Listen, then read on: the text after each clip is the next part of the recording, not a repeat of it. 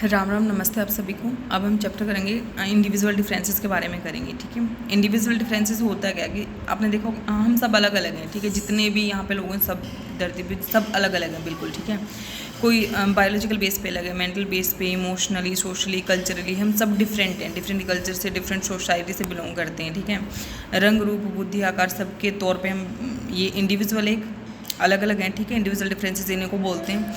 Education, as, intellect, ये सब क्या है, इसको एक अलग बनाते हैं। ठीक है, इंडिविजुअल डिफरेंसेस है ये, हर बंदा दूसरे से अलग होता है।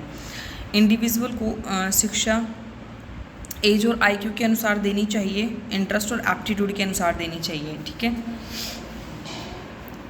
इंडिविजुअल डिफरेंसेस हम पढ़ते क्यों हैं चाइल्ड साइकोलॉजी में? क्योंकि बच्चे ना हमारे सामने अलग अलग तरह के बच्चे आते हैं। ठीक है, कोई मतलब किसी आईक्यू लेवल से आता है, कोई किसी सोशल बैकग्राउंड से आता है, कोई किसी कल्चरल बैकग्राउंड से आता है। तो उन सबको एक साथ लेके चलना होता है। उन सब के लिए जो हमें क्लास प्लान बनाना होता है, एक टीचिंग के लिए जो हमें मेथड यूज़ करना होता है, वो सब ये सारी चीज़ें इंडिविजुअल डिफरेंसेस को ध्यान में रख के हमें करनी होती हैं। ठीक है, इंडिविजुअल डिफरेंसेस बहुत ज़्यादा इंपॉर्टेंट हैं और ये रियल लाइफ में टीचिंग में हमारे काम भी आने वाले हैं। ठीक है, सबसे पहले व्यक्ति जिसने इंडिविजुअल डिफरेंसेस की बात की थी वो सर फ्रांस गाल्टन थे।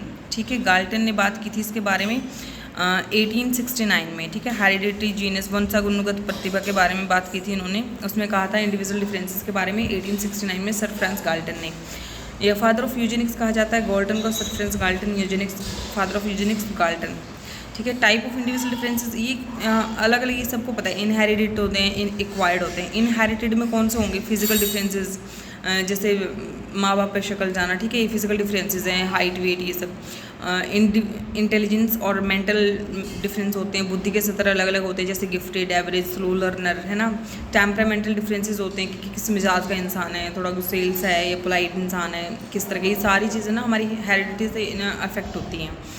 डिफरेंसेस होता है एबिलिटीज़ में, क्षमता सबकी अलग अलग होती है काम करने की।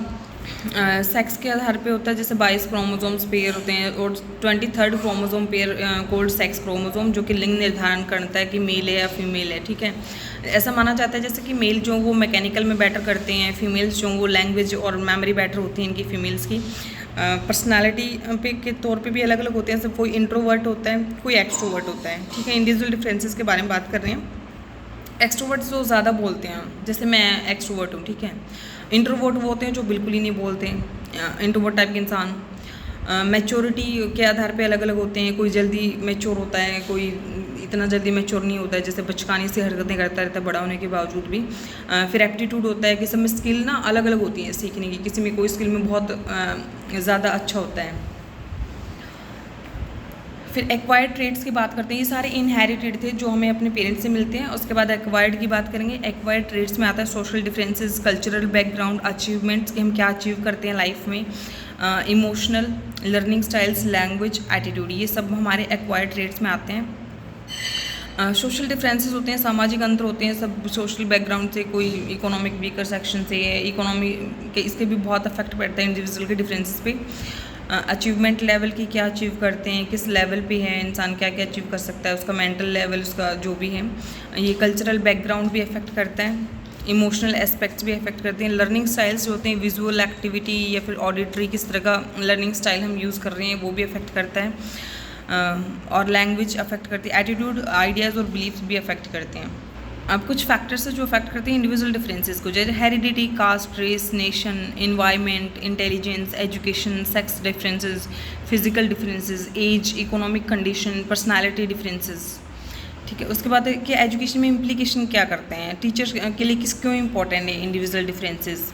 चाइल्ड डेवलपमेंट टीचर के लिए बहुत इंपॉर्टेंट है। इंडिविजुअल डिफरेंसेस को ध्यान में रखकर ही उसे पूरी क्लास में जो भी वो पाठ्यचर्या करवा रहा है, पाठ्यक्रम जो भी करवा रहा है, वो सब उसको इंडिविजुअल डिफरेंसेस को ध्यान में रख के करवाना है। जो भी मैथडोलॉजी यूज़ कर रहा है टीचिंग में, वो भी, हाँ, वो भी उसको सब इंडिविजुअल डिफरेंसेस को ध्यान में रख के ही करवानी है। डिफ्रेंशिएटेड इंस्ट्रक्शंस का प्रयोग करें, विभेदीकरण अनुदेशन का प्रयोग करें, अलग अलग बच्चों के लिए बच्चे की नीड, इंटरेस्ट और लेवल के अनुसार करें, देखकर मेथड का इस्तेमाल करें। ठीक है, यूनिफॉर्म इंस्ट्रक्शन ना दें, ये बिल्कुल इस पर देखा क्रॉस ये नहीं देनी, यूनिफॉर्म इंस्ट्रक्शन बिल्कुल काट देना अगर कहीं आए तो। एबिलिटी ग्रुपिंग क्या होती है? कि ग्रुपिंग क्या होती है। एक तो होमोजेनस ग्रुप्स होते हैं, होमोजेनस होता है सेम एबिलिटी वाले बच्चों को एक साथ बैठा देना। एक होता है हेटेरोजेनस ग्रुप्स, हेटेरोजेनस होते हैं डिफरेंट एबिलिटी के बच्चों को एक साथ बैठाना। अब हेटेरोजेनस पे बात करते हैं ना हमारा, जैसे समावेशी शिक्षा है, इंक्लूसिव एजुकेशन है ना, तो ये बेटर है हेटेरोजेनस ग्रुप्स की अगर बात करें तो। कंफर्टेबल इन्वायरमेंट दे बच्चों को, एक्सेप्टेंस दे अलग अलग बैकग्राउंड के बच्चों को, अलग अलग एबिलिटीज़ के बच्चों को। Teacher as a motivator, teacher को मोटिवेटर का काम करना चाहिए। थॉर्नडाइक का ला है बच्चे को, थॉर्नडाइक ने कहा था कि सबसे पहले क्या है, बच्चे को पढ़ने के लिए तैयार करो, उसके बाद पढ़ाओ, ठीक है।